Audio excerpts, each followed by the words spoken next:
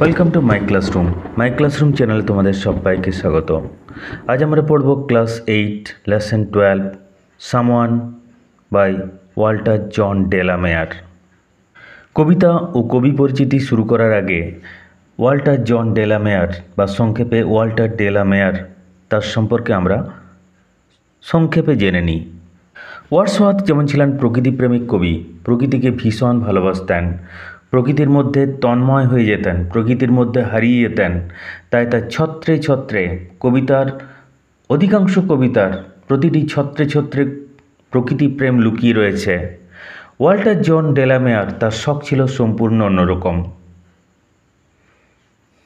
Walter John de la Mare তার ভীষণ ইচ্ছে ছিল, তার শখ ছিল তিনি ভূতেদের সাথে বা সুপার ন্যাচারাল ক্রিয়েচার তাদের সাথে দেখা করবেন। এই উদ্দেশ্যে তিনি পোড়ো বাড়ি, শ্মশান, কবরস্থান, নির্জন পরিত্যক্ত জায়গায় ঘন্টার পর ঘন্টা কাটিয়েছেন। অবশ্য তাকে নিরাশ হতে হয়েছিল, কিন্তু তার এই অদ্ভুত শখ, তার ফলে তার সমস্ত কবিতা তার মধ্যে একটা ভুতুড়ে অ্যাটমসফিয়ার, প্রত্যেকটি কবিতাতে একটা ভুতুড়ে অ্যাটমসফিয়ার আমরা লক্ষ্য করি। তার বিখ্যাত কবিতা লিসনার্স, এটা যদি পড়ো, এটা খানিকটা সামওয়ান কবিতার মতো নেই। কোনো একটা বাড়িতে অদৃশ্য শ্রোতারা তার কথা শুনল, কিন্তু তিনি কারা তার কথা শুনল তিনি কাউকে দেখতে পেলেন না। এটা নিয়ে তার বিখ্যাত কবিতা দ্য লিসনার্স। সামওয়ান কবিতাটা যখন আমরা পড়ব দেখবে খানিকটা একই রকম, একটা ভুতুড়ে পরিবেশ, একটা গা ছমছমে পরিবেশ গড়ে উঠেছে। ভূত নিয়ে অনেক গল্প, অনেক সিনেমা, অনেক কিছু, অনেক নাটক এগুলো লেখা হয়েছে, কিন্তু ভূত আসলে কি সেটা বাস্তবে কেউ বলতে পারেনি। তো ভূত যদি আমরা অশরীরী ধরে নিই, অশরীরী অর্থাৎ যার শরীর নেই, তাহলে তাকে আমরা দেখব কিভাবে? ওয়াল্টার জন ডেলামেয়ার তার অদ্ভুত শখের জন্য তার অধিকাংশ কবিতা এরকম একটা গা ছমছমে, একটা এরি অ্যাটমসফিয়ার, একটা গা ছমছমে পরিবেশ তৈরি হয়েছে। তাহলে এসো আমরা কবি পরিচিতি দেখে নিই। Let's start. Walter John de la Mare, 25 April 1873, 22 June 1956। Walter John de la Mare, তার জন্ম 1873 সালের 25 এপ্রিল, মৃত্যু 1956 সালের 22 জুন। প্রায় 83 বছর বেঁচে ছিলেন। Was an English poet, short story writer and novelist. তিনি একাধারে ছিলেন একজন ইংরেজ কবি, ছোট গল্প লেখক এবং ঔপন্যাসিক। নোভেল থেকে আসছে নভেলিস্ট, ঔপন্যাসিক। He is probably best remembered for his works for children and for his poem The Listeners. তার বিখ্যাত কবিতা দ্য লিসনার্স। প্রবাবলি সম্ভবত, প্রবাবেল থেকে এসছে প্রবাবেল সম্ভব, প্রবাবলি সম্ভবত। He is probably best remembered, তাকে সম্ভবত আমরা সবচেয়ে বেশি মনে রেখেছি for his works for children, শিশুদের জন্য তার লেখার জন্য তাকে আমরা সবচেয়ে বেশি মনে রেখেছি, and for his poem the listeners, এবং তার বিখ্যাত কবিতা দ্য লিসনার্স, এই কবিতার জন্য তাকে আমরা সবচেয়ে বেশি মনে রেখেছি। His career as a writer started from about 1895। লেখক হিসেবে তার কর্মজীবন শুরু হয়েছিল 1895 সালে। And he continued to publish to the end of his life. তিনি জীবনের শেষ দিন পর্যন্ত তার লেখা পাবলিশ করে গেছেন, প্রকাশ করে গেছেন। কন্টিনিউড টু পাবলিশ, কন্টিনিউ চালিয়ে যাওয়া। হি কন্টিনিউড টু পাবলিশ, তিনি প্রকাশ করে গেছেন। To the end of his life, তার জীবনের শেষ দিন পর্যন্ত তার লেখা তিনি প্রকাশ করে গেছেন। In his poems de la Mare has described the English sea and coast. তার কবিতায় ডেলামেয়ার ইংল্যান্ডের সমুদ্র, উপকূল এগুলো বর্ণনা করেছেন। The secret and hidden world of nature, secret গোপন, অ্যান্ড হিডেন লুক্কায়িত, হিডেন, হাইডের থার্ড ফর্ম হিডেন, লুক্কায়িত। The secret and hidden world of nature, প্রকৃতির গোপন লুক্কায়িত জগৎ তার লেখনীতে বিমূর্ত হয়ে উঠেছে, ফুটে উঠেছে। আগেই বলেছি তার অধিকাংশ কবিতায় একটা গা ছমছমে একটা ভুতুড়ে পরিবেশ তিনি ফুটিয়ে তুলেছেন। তার কারণ সম্ভবত তার একটা অদ্ভুত শখ, অর্থাৎ ভূতদের সাথে মিলিত হওয়ার, ভূতদের সাথে সুপার ন্যাচারাল ক্রিয়েচার তাদের সাথে দেখা করার তার একটা অদ্ভুত শখ ছিল। লেটস শেয়ার, দুটো প্রশ্ন আছে, দেখো আমরা আলোচনা করে নিই। What are the things that make a forest interesting at night? কোন কোন জিনিসগুলো একটা বনকে রাতের বেলায় আকর্ষণীয় করে তোলে, চিত্তাকর্ষক করে তোলে? ইন্টারেস্টিং, আকর্ষণীয়, চিত্তাকর্ষক, অর্থাৎ কি কি প্রকৃতির কোন কোন জিনিস একটা বনকে রাতের বেলায় মোহময়ী করে তোলে? The things which make a forest interesting at night are the nocturnal activities of animals, movement or glimpse of wild animals, constant sound of cricket, and the hide and seek of moonlight. I repeat, the things which make a forest interesting at night are the nocturnal activities of animals, movement or glimpse of wild animals, constant sound of cricket, and the hide and seek of moonlight. দেখো আমরা এটা ব্যাখ্যা করছি। The things which make a forest interesting at night, যে সমস্ত কার্যকলাপ, যে সমস্ত জিনিস একটা বনকে রাতের বেলায় চিত্তাকর্ষক করে তোলে, are the nocturnal activities of animals. Nocturnal, night থেকে আসছে নকচার্নাল, নৈশ, তার মধ্যে রয়েছে প্রাণীদের নৈশ কর্মকাণ্ড।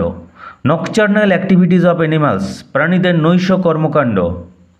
Movement or glimpses of wild animals, বন্য প্রাণী তাদের চলাফেরা, তাদের এক ঝলক দেখতে পাওয়া, এগুলো।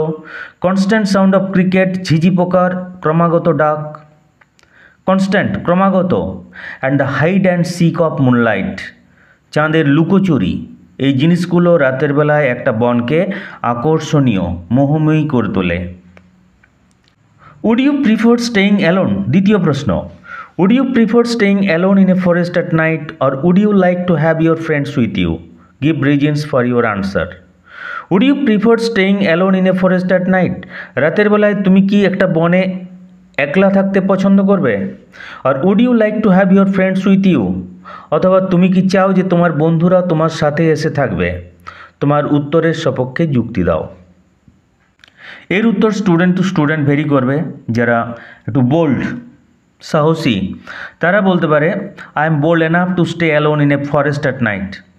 আমি বনে রাত্রেবেলায় একলা থাকতে যথেষ্ট সাহসী। আমি যথেষ্ট সাহসী বলে বনে রাতের বেলায় একলা থাকতে পারি। যদিও রাতের বেলায় বনে একলা থাকাটা মোটেই সমীচীন নয়। অথবা তুমি এটাও বলতে পারো যদি সেক্ষেত্রে, I am not bold enough to stay alone in a forest at night. আমি এত যথেষ্ট সাহসী নই যে রাত্রেবেলায় বনে একলা থাকতে পারি। I will surely ask my friends to come along with me. আমি নিশ্চয়ই আমার বন্ধুদের বলবো আমার সাথে এসে থাকতে। Because I might get frightened, কারণ আমি ভয় পেতে পারি। আর ইফ আই গেট সিক, যদি কোনোভাবে অসুস্থ হই, my friends will be able to help me. আমার বন্ধুরা আমাকে সেক্ষেত্রে সাহায্য করতে পারবে। তাহলে এসো আমরা কবিতাটা দেখে নিই। Let's read. Someone came knocking at my we small door. Wee very small, খুবই ছোট, অপোজিট হবে হিউজ। সামওয়ান কেম knocking at my we small ডোর। আমার ক্ষুদ্র ছোট্ট দরজায় কেউ এসে টোকা দিয়েছিল। নক, টোকা দেওয়া। কড়া নাড়া, টোকা দেওয়া। To hit a door or window with the knuckles of your hand. Simply to hit a door, কড়া নাড়া। Someone came knocking at my wee small door. কেউ এসে আমার খুবই ছোট্ট দরজাটাতে, ক্ষুদ্র ছোট্ট দরজাটাতে টোকা মেরেছিল। Someone came knocking, কেউ এসে টোকা মেরেছিল। I am sure, আমি একেবারেই নিঃসন্দেহ। কবি শিওর কথাটা 3 বার ব্যবহার করছেন। তিনি যে নিঃসন্দেহ এটাতে জোর দেওয়ার জন্য। অর্থাৎ কবি তার খুবই ছোট্ট দরজাতে করাঘাতের শব্দ শুনতে পান, তাই তিনি নিশ্চিত ছিলেন যে দরজাতে কেউ এসে টোকা মেরেছিল এবং করাঘাতের মাধ্যমে তার উপস্থিতি জানান দিয়েছিল। এ ব্যাপারে কবি খুবই নিশ্চিত। I am sure sure sure, the poet was quite sure, কবি ছিলেন খুবই নিশ্চিত। আই লিসেন্ড, আই ওপেন্ড, আমি শুনলাম, আমি খুললাম, করাঘাতের আওয়াজ শুনে কবি দরজা খুললেন। I look to left and right, আমি বাঁ দিকে আর ডান দিকে তাকালাম। দরজা খোলার পর কবি বাইরে বেরিয়ে বাঁ দিকে ডান দিকে তাকালেন কেউ আছে কি না দেখতে। But not there was a staring, not nothing, কিছুই না। There was a staring, staring movement, নড়নচড়ন, নড়াচড়া। In the still dark night, still স্থির, নিস্তব্ধ, সেই নিস্তব্ধ অন্ধকার রাত্রে চারপাশে কিছুই ছিল না, কোনো নড়নচড়ন নেই, কবি কাউকে দেখতে পেলেন না। করাঘাতের আওয়াজ শুনে কবি দরজা খুললেন, বাঁ দিকে ডান দিকে তাকালেন, কিন্তু কাউকে খুঁজে পেলেন না। কোথাও কোনো নড়নচড়ন তার চোখে পড়েনি, কোথাও কেউ কোথাও দাঁড়িয়ে নেই, এবং মনে হচ্ছিল ওই শান্ত নিস্তব্ধ অন্ধকার রাত্রে কেউই তার সাথে দেখা করতে আসেনি। Only the busy beetle tap tapping in the wall, tap তার থেকে ট্যাপ, ট্যাপিং TAPPING, মৃদু শব্দ করছিল, ট্যাপ মৃদু শব্দ করা, beat beating. Only the busy beetle, খালি ব্যস্ত গুবরে পোকা, বিটল গুবরে পোকা, এ কাইন্ড অফ ইনসেক্ট, এক ধরনের পোকা, খালি ব্যস্ত গুবরে পোকা দেওয়ালে মৃদু শব্দ করছিল। Only from the forest the screech owls call, screech owl লক্ষ্মী পেঁচা, a kind of owl, a type of owl. Only from the forest, খালি বন থেকে, দ্য স্ক্রিচ আউলস কল, লক্ষ্মী পেঁচার ডাক ভেসে আসছিল। অনলি দ্য ক্রিকেট হুইসলিং, খালি ঝিঁঝি পোকা শীষ দিচ্ছিল। ক্রিকেট ঝিঁঝি পোকা, যারা ক্রমাগত ঝিঁ ঝি শব্দে ডেকে যায়। রাত্রেবেলায় বাইরে বেরোলেই তুমি যে ঝিঁঝি ডাক শুনতে পাও সেটা একটা পোকার কাছ থেকে, তাকে বলা হয় ক্রিকেট। হুইসল, বানান লক্ষ্য করো, বানান উচ্চারণ, whistle WHISTLE। T will remain silent, T silent থাকবে। আর খালি ঝিঁঝি পোকা শীষ দিচ্ছিল। হোয়াইল দ্য ডিউ ড্রপস ফল, যখন শিশির পড়ে তখন ঝিঝি পোকা শীষ দিচ্ছিল। সে নিস্তব্ধ রাতে শুধুমাত্র গুবরে পোকার শব্দ, গুবরে পোকার দেওয়ালে মৃদু শব্দ, লক্ষ্মী পেঁচার ডাক, জঙ্গল থেকে ভেসে আসা লক্ষ্মী পেঁচার ডাক আর ঝিঁঝি পোকার ডাক শুনতে পাওয়া যাচ্ছিল। এই সমস্ত অ্যাক্টিভিটি সে রাতকে আরও রহস্যময়, আরও মিস্টেরিয়াস, আরও মোহময়ী করে তুলেছিল। So I know not who came knocking, তাই আমি জানি না কে এসে টোকা দিয়েছিল। অ্যাটল অ্যাটল অ্যাটল, জানি না আদৌ আদৌ আদৌ।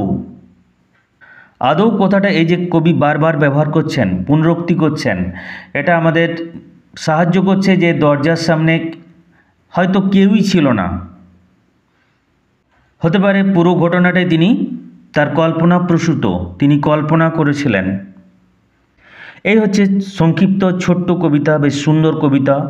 জটিল ওয়ার্ড বলতে দেখো, নক কড়া নাড়া, hit a door, wee very small, opposite হবে হিউজ, লিসেন শোনা, নট নাথিং কেউই না, কিছুই না, সরি কিছুই না, opposite everything, staring movement, stare থেকে আসছে স্টারিং, নড়াচড়া নড়নচড়ন, মুভমেন্ট, অপোজিট হবে স্টিলনেস।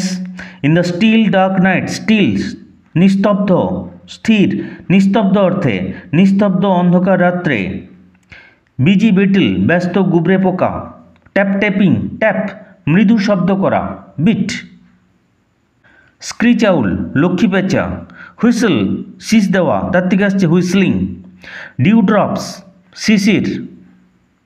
আশা করি কবিতাটা বোঝা গেছে। Okay, that's all for today. Thank you all.